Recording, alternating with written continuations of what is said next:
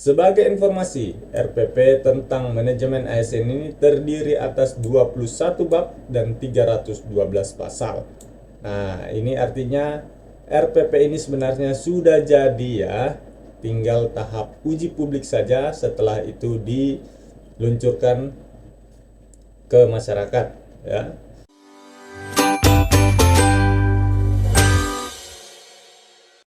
Buku ini khusus untuk honorer seluruh Indonesia. Tahun lalu sudah sangat-sangat banyak membantu teman-teman kita honorer tembus P3K di tahun 2023. Di tahun ini buku ini sudah habis ya, tetapi banyak yang meminta saya untuk mencetak ulang. Tetapi itu tidak bisa kami lakukan karena kalau kami cetak ulang kemungkinan besar akan ready kembali 1 bulan yang akan datang. Nah, padahal pendaftaran CSN sudah sebentar lagi akan dibuka, kemungkinan dibuka di bulan ini. Nah, solusinya bagi teman-teman yang ingin memiliki buku kami ini yang berjudul Panduan Honorer Seluruh Indonesia Lulus P3K, itu kami akan bentuk dalam bentuk soft file ya, e-book yang bisa teman-teman dapatkan dan bisa teman-teman pelajari. Di dalamnya adalah soal-soal yang bisa teman-teman jadikan acuan untuk belajar menghadapi tes P3K. Di tahun lalu cukup banyak yang terbantu lulus. Di dalamnya ada soal-soal manajerial, sosiokultural, wawancara ya. Caranya bagaimana? Teman-teman tinggal klik link yang ada di bawah lalu masuk ke WA pribadi saya. Halo, assalamualaikum warahmatullahi wabarakatuh teman-teman. Ketemu lagi dengan channel Almahya dengan saya Andika.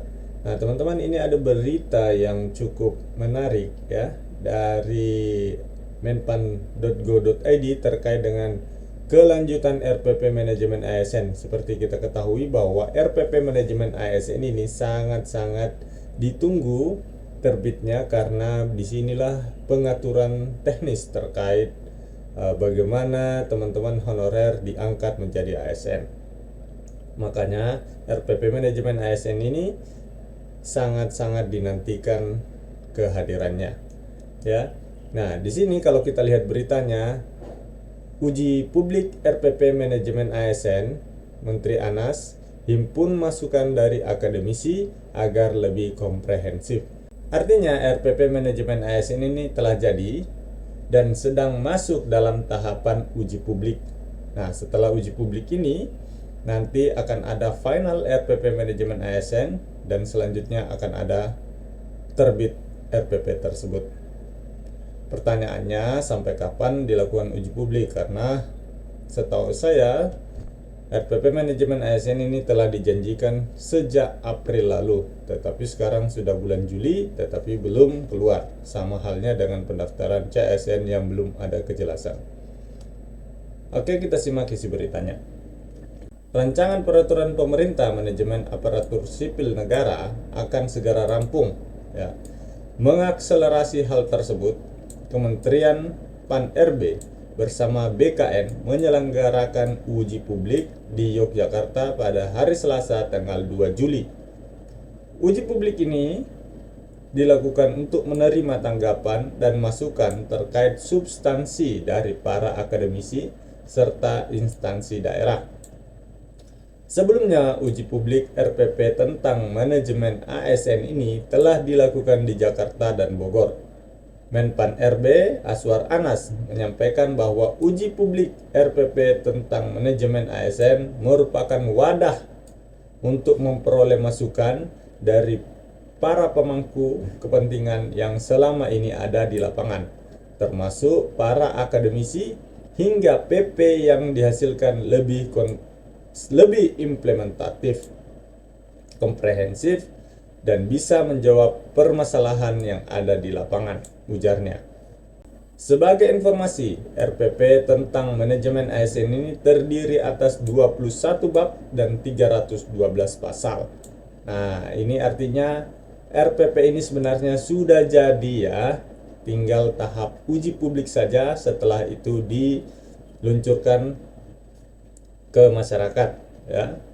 Sementara ruang lingkupnya terdiri atas perencanaan kebutuhan, pengadaan. Nah, ini ya, pengadaan ini termasuk di dalam pengadaan ASN, baik itu CPNS maupun CP3K.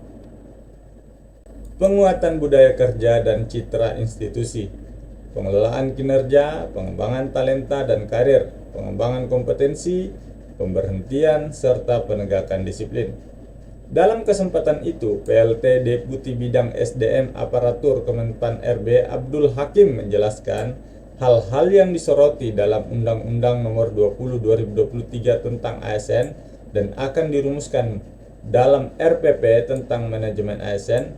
Pertama, terkait transformasi rekrutmen dan jabatan ASN, di mana fleksibilitas penetapan kebutuhan dan rekrutmen ASN sesuai kebutuhan instansi dan jabatan disederhanakan menjadi lebih terbuka untuk mendukung organisasi agile dan kolaboratif.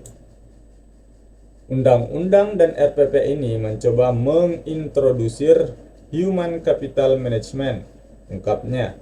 Kedua, kemudahan mobilitas talenta nasional. Dikatakan bahwa ASN mempunyai fungsi perekat pemersatu bangsa, siap untuk ditugaskan dimanapun berada. Selanjutnya, terkait dengan percepatan pengembangan kompetensi. Keempat, penataan tenaga non-ASN. Dan kelima, yakni reformasi pengelolaan kinerja dan kesejahteraan ASN. Nah, di sini ya, poin yang sangat ditunggu-tunggu oleh teman-teman kita non-ASN seluruh Indonesia terkait penataan. Kita masih menunggu apakah memang beritanya sama dengan seperti sebelum-sebelumnya yang mengatakan bahwa akan ada P3K part-time dan P3K full-time. Kita tunggu saja RPP manajemen ini diterbitkan. Hakim menjelaskan salah satu contoh terkait kesejahteraan yang akan diberikan yakni cuti bagi suami yang mendampingi istri melahirkan. Kemudian yang keenam yaitu terkait digitalisasi manajemen ASN. Terakhir, penguatan budaya kerja dan citra institusi. PLT Kepala BKN Haryomo Dwi Purtanto berharap agar regulasi yang dibuat bisa mengakomodir semua ASN di seluruh Indonesia. Ia meminta agar para peserta uji publik hari ini dapat memberikan masukan baik dari aspek manajemen, sumber daya manusia maupun dari regulasi. Bagaimana regulasi itu bisa implementatif, tahan lama, kemudian tidak mengalami perubahan yang bisa mengakomodir untuk semua ASN di seluruh Indonesia, tuturnya. Ia berharap ke depan para ASN menjadi lebih profesional ketika regulasi bisa mengatur dan bisa diimplementasikan dengan mudah tanpa adanya hambatan dan kendala yang menghambat. Kegiatan ini juga dihadiri oleh para akademisi dari berbagai perguruan tinggi, diantaranya yakni Wahyudi Kumorotomo dari Fakultas Ilmu Sosial dan Politik Universitas Gadjah Mada Yogyakarta, Rektor Universitas Islam Negeri Sunan Kalijaga Al-Makin, dan lain-lain ya. Salah satu masukan disampaikan oleh ISMI dikatakan bahwa jika dilihat dari substansi muatan isi tentang manajemen ASN, peraturan pemerintah ini sudah secara eksplisit mengedepankan nilai-nilai meritokrasi. Hal ini dilihat dari perspektif kebijakan manajemen SDM yang profesional, bebas dari intervensi politik, serta bebas dari praktek KKN. Selanjutnya, ia menyoroti pasal terkait pemberian cuti kepada ASN yang mendampingi istri melahirkan. Menurutnya, pasal ini memberikan jaminan hak cuti tidak hanya kepada ASN perempuan. Lebih lanjut, dijelaskan bahwa aturan tersebut perlu berkoordinasi dengan peraturan yang ada. Dalam hal ini adalah penyusun draft Undang-Undang Kesejahteraan Ibu dan Anak pasal 4 dan 6.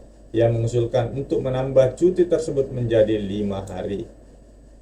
Tetapi saya tidak tahu bisa dilakukan atau tidak karena ini berangkat dari pengalaman saya sebagai perempuan bahwa pasangan yang istrinya melahirkan tidak cukup hanya mendapatkan cuti 3 hari.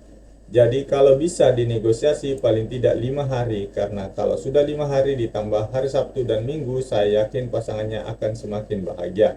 Dan cuti untuk kepentingan melahirkan itu bisa dirasakan baik oleh perempuan atau laki-laki. Tentu harus berkoordinasi dengan kementerian terkait, pungkasnya. Oke, itu ya terkait dengan berita RPP manajemen ASN yang sangat dinanti-nantikan ini. Harusnya sih setelah uji publik RPP ini segera diterbitkan. Oke teman-teman, mungkin cukup sekian informasinya. Assalamualaikum warahmatullahi wabarakatuh.